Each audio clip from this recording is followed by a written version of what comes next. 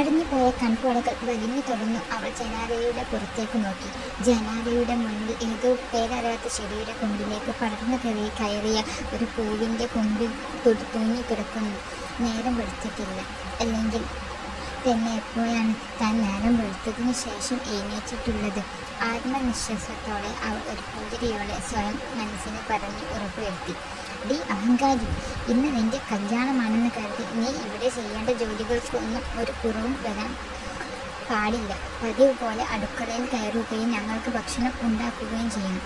മാധവ്യ മാമിയുടെ മുഖത്ത് താൻ പോകുന്നതിനുള്ള സമാധാനമാണോ അതോ ജോലി ചെയ്യാൻ ആളില്ലാത്തതിൻ്റെ സങ്കടമാണോ എന്ന് അവൾ സൂക്ഷിച്ചു നോക്കി. എന്താണടി, കണ്ണ് പിടിക്കുന്നില്ലേ?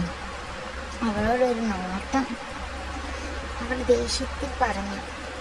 പത്മ അതിന് മറുപടി പറയാതെ അടുക്കളയിലേക്ക് നടന്നു.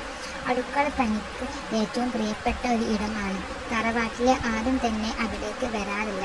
അതുകൊണ്ട് ഏറ്റവും സന്തോഷവും സമാധാനവും ഉള്ള ഒരു സ്ഥലമാണ് അടുക്കള. തറവാടാണ് എല്ലാവർക്കുടെയും ഇരിപ്പിടം. ഒരു കണക്കിന് അമ്മ മരിച്ചത് നന്നായി. തനിക്ക് കടമകളും കടപ്പാടുകളും ഒന്നുമില്ലാതെ ഇവിടെ നിന്ന് പടിയിറങ്ങാം എന്ന് അവൾ മനസ്സിൽ വിചാരിച്ചു. ജനിച്ചത് പെണ്ണാണെന്ന് അറിഞ്ഞപ്പോൾ തന്നെ അച്ഛൻ ഉപേക്ഷിച്ചു പോയതാണ്. അതും നന്നായി. ഒരു ചിത്രം പോലും ബാക്കിയില്ലാതെ ആ മുഖം ഓർമ്മയിൽ പോലും പതിയാതെ അതെങ്ങനെ മണ്ണിൽ അരിഞ്ഞു തന്നെ പോകട്ടെ എന്ന് അവൾ മനസ്സിനെ പറഞ്ഞ് പഠിപ്പിച്ചു. എന്തെങ്കിലും മോശം സാഹചര്യത്തിൽ കാണേണ്ടി വന്നാൽ പോലും തിരിച്ചറിയാത്തത് കൊണ്ട് ആ സങ്കടത്തിൽ നിന്ന് ദൈവം തന്നെ രക്ഷിച്ചു. പത്മ, ദയനീയമായ ഒരു വിളി കേട്ട് അവൾ തിരിഞ്ഞു നോക്കി. പിന്നെ മാധവിയുടെ മകൻ ശ്രീധർ നിൽക്കുന്നത് കണ്ട് അവൾ പുഞ്ചിരിച്ചു. തന്നെ വിവാഹം കഴിക്കാൻ ഇഷ്ടമാണ് എന്ന് പറഞ്ഞത് അത്രയും കുഴപ്പമാകും എന്ന് ഞാൻ കരുതിയില്ല. താൻ ക്ഷമിക്കണം എന്നോട്.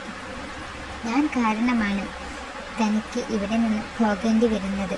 പത്മയ്ക്ക് ചിരിയാണ് വന്നത്. ഹൃദയം ഉറുമുന്ന വേദനകൾ കലർന്നും ചിരി. ഏറെ ചെറുപ്രായം മുതൽ നീ എൻ്റേതാണെന്ന് മുറു കൈയോടെയാണ് അവൻ അവളോട് പറഞ്ഞിരുന്നത്. അവൻ്റെ വിദ്യാഭ്യാസത്തിനും സമ്പാദ്യത്തിനും അനുസരിച്ചിട്ടുള്ള ബന്ധം എന്ന കുടുംബ യോഗത്തിൽ അറിഞ്ഞപ്പോഴല്ലേ താൻ തകർന്നത്. പാലക്കാട് അവർ ഒരുമിച്ചാണ് താമസം. നീ പ്രശ്നം ഒന്നും ഉണ്ടാക്കരുത് പത്മ. അവൻ നിനക്ക് വേണ്ട എന്ന് അമ്മയുടെ ഒരേ ഒരു അനിയൻ്റെയും തൻ്റെ അമ്മാവനുമായ മഹേശ്വരൻ തെളിവ് സഹിതം തന്നെ അറിയിച്ചപ്പോഴാണ് ഗിരിധർ നല്ല മനുഷ്യരാണെന്നാണ് അറിഞ്ഞത്. ശ്രീധർ തുടർന്നു. പത്മയുടെ ഭാഗ്യം അല്ലാതെന്താ? പുച്ഛം നിറഞ്ഞ ഒരു ചിരിയോടെ അവൾ ശ്രീധരനെ നോക്കി. വെറുതെ അടുക്കളയിൽ ചുറ്റിത്തിരിഞ്ഞ് തൻ്റെ സമയം കളയാതെ മറ്റെന്തെങ്കിലും പണിയുണ്ടെങ്കിൽ അത് പോയി നോക്കാം ശ്രീധർ. എനിക്ക് ഒട്ടും സമയം കളയാനില്ല. ഇന്ന് എൻ്റെ വിവാഹമാണ്. എന്നതിനേക്കാൾ ഉപരി ജീവനോടെ നിന്നുള്ള ചെകുത്താന്മാർ താമസിക്കുന്ന ഈ നരകത്തിൽ നിന്നും രക്ഷപ്പെടാൻ എനിക്ക് കിട്ടിയൊരു അവസരമാണ്. വല്ലാണ്ട് മോശത്തോടെ അവൾ അവനോട് പറഞ്ഞു. ജോലികളൊക്കെ ഒതുക്കി തൻ്റെ മുറിയിൽ തൻ്റേത് മാത്രം എന്ന് വിചാരിച്ച് ഒരു ബാഗിൽ നിറച്ചു സാധനങ്ങളും മുറി അടിച്ചു വാരി വൃത്തിയാക്കി. താൻ പോയാൽ ഉടനെ ജോലിക്കാരി ഒന്നും അവർക്ക് ഈ മുറിയൊന്നും കൊടുക്കാൻ പോകുന്നില്ല എന്ന് അവൾക്ക് അറിയാമായിരുന്നു. ഒരു നിമിഷം അവൾ ആ മുറിയിൽ കണ്ണടിച്ചു നിന്നു. അമ്മയുടെ അനക്കമറ്റ ശരീരം നോക്കിക്കിടന്ന 8 വയസ്സുകാരിയിൽ നിന്നും 28 വയസ്സുകാരിയിലേക്കുള്ള യാത്രയിലെ ഓരോ നിമിഷങ്ങളും മനസ്സിലേക്ക് അവസാനമായി എന്ന് അവളുടെ കണ്ണുകൾ നിറഞ്ഞു.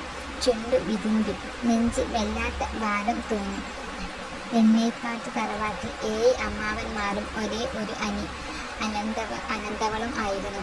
അടുക്കളയിലും തൊയ്ത്തിലുമായി ജീവിതം തീർത്തവൾ, ആരോരുമില്ലാത്തവൾ. ജനിച്ചിട്ട് ഇന്നോളം സന്തോഷവും സമാധാനവും എന്താണെന്ന് പോലും അവൾ അറിഞ്ഞിട്ടില്ല.